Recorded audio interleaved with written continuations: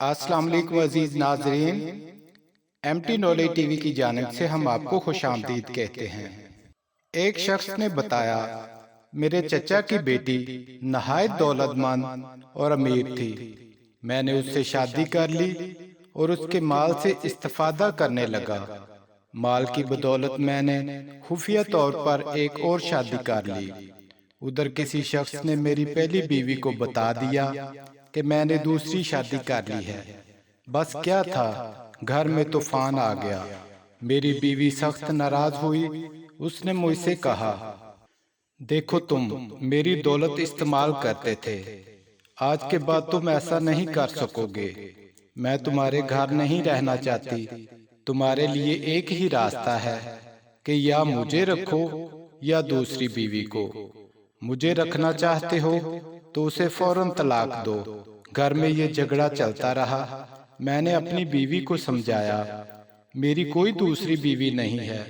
تو اس نے کہا، اگر تم سچے ہو تو اس طرح کہو، میں تمہارے علاوہ تمام بیویوں کو طلاق دیتا ہوں۔ ادھر میں نے جس لڑکی سے شادی کی تھی وہ خوبصورت ہونے کے علاوہ نہایت سمجھدار بھی تھی۔ اب میں دو کشتیوں کا سوار تھا۔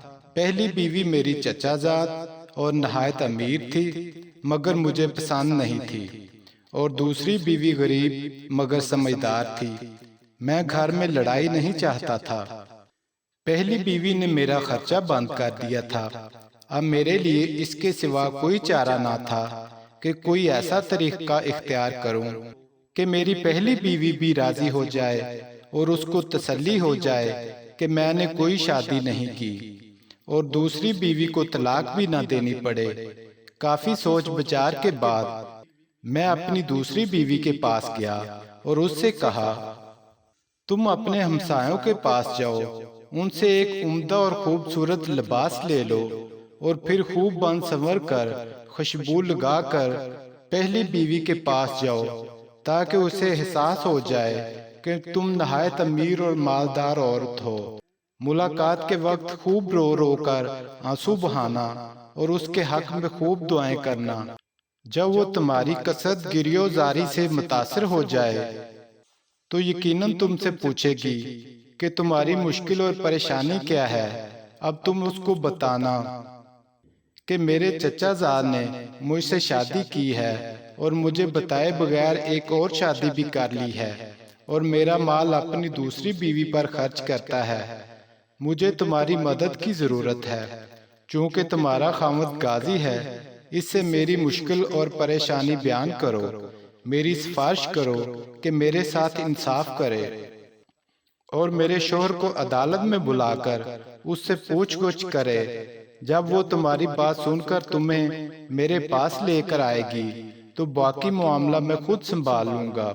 میری تدبیر نہایت کامیاب رہی۔ میری ہدایت کے مطابق میری نئی بیوی نے نہایت خوبصورت لباس زیب تن کیا اور ایک مالدار عورت کے روپ میں ہمارے گھر آئی۔